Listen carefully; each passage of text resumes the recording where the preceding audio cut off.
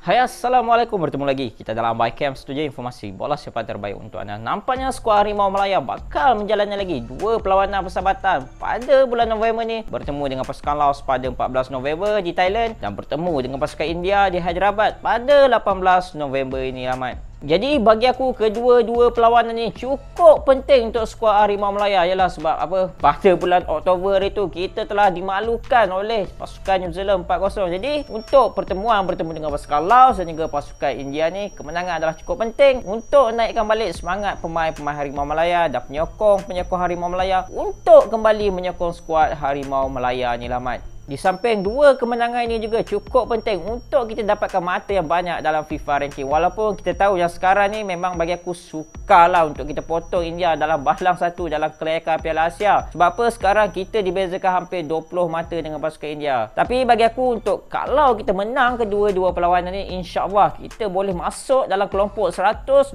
terbaik dalam FIFA ranking. Sebab apa? Sekarang kita berada dalam ranking ke 133. Kalau kita menang dua-dua perlawanan ni, insya-Allah ada rezeki kita boleh masuk dalam kelompok 120 terbaik dunia, man. Jadi Paul Marty telah memanggil 26 pemain ke kem latihan pada bulan November ni dengan ada 6 muka baru daripada skuad pada waktu lawan New Zealand hari itu, dengan Muhairi Ajmal, Aguero, Dion Kul juga telah kembali, Nakso Insah dan juga Ubaidullah. Dan paling mengejutkan adalah dengan terpanggilnya Haziq Nazli ke dalam skuad kali ni. Memang bagi aku beliau ni cukup perform lah dengan Perak ketika ini, Mat. Dan paling mengejutkan juga adalah tiada lagi, Mat, kelibat Corbion, yang mana kita tahu yang Corbion ni adalah nadi, adalah tunjang utama sebelum ni untuk skuad kemasaan. Tapi sekarang kalau kita tengok performa beliau dengan pasukan JDT juga, beliau sekarang dah memang jarang diturunkan. Dan paling mengejutkan juga adalah Endrick juga tidak dipanggil ke kem latihan pada kali ni, Mat. Jadi kat sini juga cukup menarik lah dengan terpanggilnya Aguero. Sebab apa? Darren Lock tidak terpanggil. Jadi untuk selebihnya 20 pemain yang selebihnya adalah muka-muka yang biasa, muka-muka yang regular lah. Tiada apa yang sangat kejutan lah untuk panggilan kali ni. Sebab apa? Masih tiada lagi kelibat pemain-pemain kacukan yang baru seperti digembar-gemburkan. Jadi apa-apa kita tunggu je lah, Mat, revolusi Harimau Malaya yang bakal tiba nanti. Mana tahu waktu tu mungkin pemain-pemain kacukan ni bakal menyarung jersey Harimau Malaya nanti, Mat.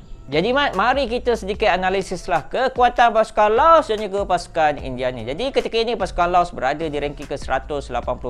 Kini mereka dibimbing oleh jurulatih daripada Korea Selatan, iaitu Ha Hyuk Jung. Boleh nampak yang sekarang juga pasukan Laos menerapkan DNA K-pop ni apabila daripada head coach, assistant coach dan juga jurulatih goalkeeper kesemuanya daripada Korea Selatan, Mat. Jadi untuk rekod kita bertemu dengan pasukan Laos ni, kita telah berjaya menang 12 kali, seri 5 kali dan tewas hanya sekali. Kali terakhir pertemuan kita dengan pasukan Laos adalah pada Disember 2022. Ketika itu kita menang 5-0 dengan pasukan Laos. Jadi bagi aku tiada alasan lah untuk kita tewas dengan pasukan Laos nanti, kalau kita tengok rekod pertemuan mereka dan juga ranking mereka sekarang ni, Mat. Jadi untuk 5 pertemuan terakhir pasukan Laos ni, mereka hanya menang sekali bertemu dengan pasukan Bhutan, seri sekali bertemu dengan pasukan Nepal dan tewas 3 kali bertemu juga. Semuanya ketiga-tiga itu bertemu dengan pasukan Nepal. Jadi, Mat, dari 5 pertemuan terakhir, kau bayangkan 4 pertemuan ni mereka bertemu dengan pasukan Nepal. Tak bosan ke lawan benda sama je, Mat?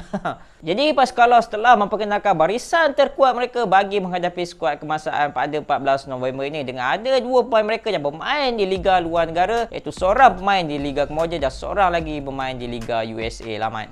Jadi untuk 3 pemain tumpuan pasukan Laos ni, yang pertama adalah kapten mereka, iaitu Bau Puchang Baumkon yang bermain di Liga Kemboja, iaitu seorang pemain tengah. Yang kedua adalah Michael Wang yang bermain di Liga USA, juga seorang pemain tengah. Dan yang ketiga adalah Kai Dovon Sauvani yang bermain di posisi sayap kiri, Mat. Seterusnya untuk pasukan India. Jadi ketika ini pasukan India berada di ranking ke 125 saja. Boleh nampaknya ranking mereka sekarang memang mendadak menurun, Mat. Jadi ketika ini mereka dibimbing oleh jurulatih daripada Sepanyol, iaitu Manolo Marquez. Dan apa yang menarik untuk pengetahuan korang adalah Manolo Marquez ni juga sekarang memegang jawatan di salah satu kelab di India, iaitu FC Goa. Kiranya dipegang 2 jawatan lah dalam satu masa ni, Mat. Jurulatih India dan juga jurulatih FC Goa. Jadi untuk rekod pertemuan kita dengan pasukan India ni, kita berjaya menang 11 kali, tewas 7 kali dan seri 7 kali. Pertemuan kali terakhir adalah pada Oktober 2023. Ketika itu dalam saingan Pesta Bola Merdeka, yang mana kita menang 4-2. Kalau korang masih ingat waktu tu,